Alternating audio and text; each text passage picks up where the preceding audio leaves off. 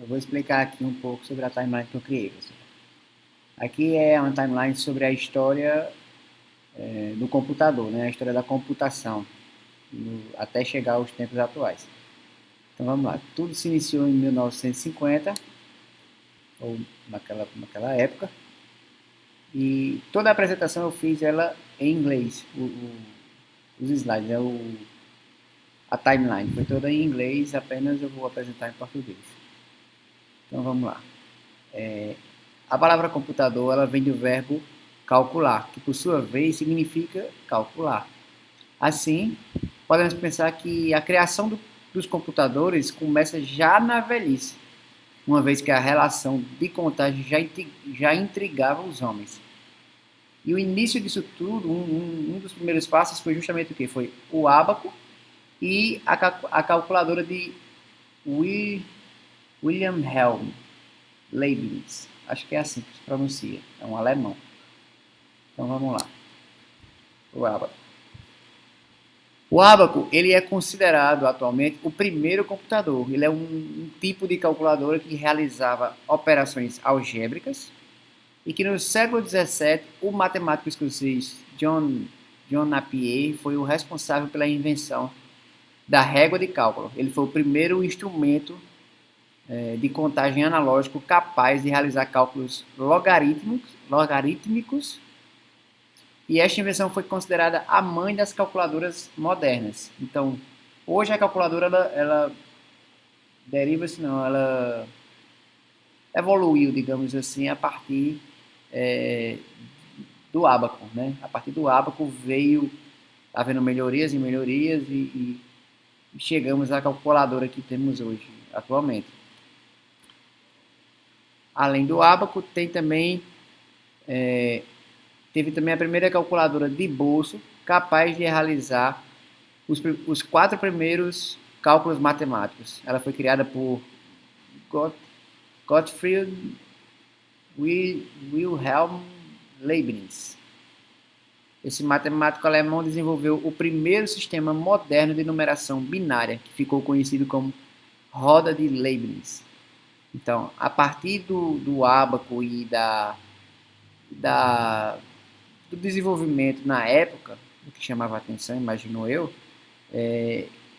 vários matemáticos começaram a correr atrás de desenvolver algo nesse sentido. Então, esse matemático alemão, ele foi o primeiro a desenvolver um sistema assim de numeração binária. Era a primeira calculadora de bolso que era capaz de realizar os 4 principais cálculos matemáticos. Porque o ábaco ele realizava apenas adição e subtração. Já a calculadora, a roda de Leibniz, como ficou conhecida, ela conseguia realizar as 4 operações todas nela. Em seguida, vieram então mais ou menos como uma corrida desenfreada com relação a isso aí, a tecnologia, em busca de melhorias, do que podia se fazer. E então começou-se a criar as gerações do computador. Então, a primeira geração foi em 1951 até 1959. Essa foi conhecida como sendo a primeira geração. Eram os computadores da primeira geração, eles funcionavam por meio de circuitos elétricos e válvulas. E eles tinham um uso restrito, além de serem imensos e consumirem muita energia. Um exemplo disso é o ENIAC. Ele foi o integrador numérico, eletrônico e computador. Ou seja, esse ENIAC, que é esse da imagem abaixo, ele consumia cerca de 200 kW e possuía 19 mil válvulas para ser ligado. Era uma parede, um único computador era uma parede e ele não chegava a fazer 10% do que os computadores atuais fazem. Imagine se tivesse que construir um computador com os benefícios, digamos assim, com a tecnologia que ele tem hoje, fosse construir naquela época, o tamanho que seria e a demanda de energia que seria necessário para manter ele ligado. Mas isso com a tecnologia da época foi desenvolvido o ENIAC, ele foi, ele faz parte da primeira geração dos computadores. Em seguida, em 1959 a 1965, vieram então os da segunda geração, que mesmo com dimensões muito grandes, os computadores de segunda geração funcionavam por meio de transistores, que substituíam as velas maiores e mais lentas. O uso comercial já começou a se espalhar durante esse período. Então, a primeira geração de computadores, os computadores eram por meio de circuitos eletrônicos e válvulas. Esquentavam muito, consumiam muita energia. Já a segunda geração, ela continuava os computadores muito grandes ainda, porém eles funcionavam com transistores que já vinham para substituir essas válvulas, que eram muito grandes, e também elas eram muito lentas. Então os transistores eles fizeram essa substituição e começou a partir daí então o uso comercial do computador. Começou a se espalhar no mundo. Em seguida veio os computadores de 1965 até 1975, que foram os computadores da terceira geração. Esses computadores eles foram operados por circuitos integrados. Estes substituíram os transistores e já tinham um tamanho bem menor e maior capacidade de processamento. Foi nesse período que os chips foram criados e o uso dos computadores pessoais então começou. Então, a segunda geração ela já trouxe uma evolução muito grande em cima da primeira, diminuindo o consumo e aumentando um pouco a velocidade com os transistores. Porém, a terceira geração ela já veio com circuitos integrados. E esses circuitos já vieram substituindo os transistores que tinham entrado na segunda geração. Então, esses circuitos integrados substituíram os transistores e eles já tinham um tamanho bem menor e muito mais capacidade de processamento do que os transistores.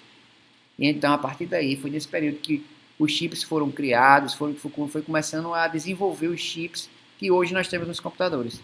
E aí o uso de computadores pessoais começou nas casas das pessoas. Então veja a que velocidade a tecnologia anda, né? De 1951 até 1975, ou seja, 24 anos, vamos botar assim, 25 anos. Em 25 anos, a evolução como já tinha corrido freneticamente ao ponto de todo esse desempenho ser resumido em 25 anos, e tudo isso ser resumido em 25 anos. Mas logo em seguida começou em 1975 até os dias atuais, iniciou-se então a quarta geração, que ela está, digamos assim, ela permanece até os dias atuais. São computadores com o desenvolvimento da tecnologia da informação. Os computadores diminuíram de tamanho, aumentaram a velocidade e a capacidade de processamento de dados. São incluídos os microprocessadores com gastos cada vez menor de energia. Nesse período, mais precisamente a partir da década de 90, há uma grande expansão dos computadores pessoais. Além disso, surgiram os softwares integrados e a partir da virada do milênio começou então a surgir os computadores de mão, ou seja, os smartphones, iPod, iPad, tablets, que incluem conexão móvel com navegação na web. Então, nessa quarta geração, iniciou-se então uma melhoria ainda maior na questão de diminuir o consumo de energia, aumentar o processamento, aumentar a velocidade. E uma coisa que eu achei interessante é que eles começaram a focar também na questão de diminuir o tamanho do computador, né? Não é mais aquele computador, veja, de 1951 era uma parede. Já de 1975 em diante já começou a diminuir o tamanho até que chegou num computador de mão, num smartphone, num iPod, por exemplo, de mão, né? Então a gente percebe o tamanho da velocidade do avanço tecnológico, né? A questão do avanço, a questão da velocidade com a qual a tecnologia avança. E ainda hoje é dessa maneira. Além disso, surgiu nessa quarta geração, foi logo após a virada do milênio, que surgiram então os computadores de mão, que hoje é o que mais a gente utiliza, hoje é o que mais facilita, digamos assim, a vida da gente. Não é simplesmente o computador de mesa, o computador ali na casa. Hoje, poucas pessoas têm um computador de mesa, né, em casa. A maioria, a grande maioria, ou vai ter um celular para utilizar e fazer suas atividades, suas tarefas, suas necessidades, ou então vai ter um notebook. Então veja como a velocidade da tecnologia tem chegado no nosso meio, não é verdade? Então é isso, professora. Não sei se ficou como a senhora queria, mas tá feito a minha apresentação, tá bom? Então boa noite e Feliz Natal.